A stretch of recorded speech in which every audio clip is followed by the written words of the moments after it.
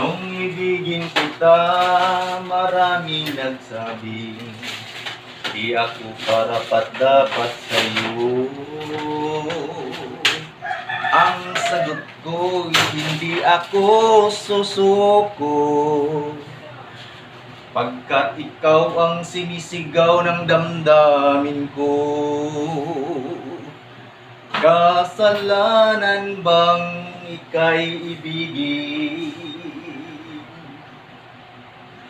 ng buong tapat?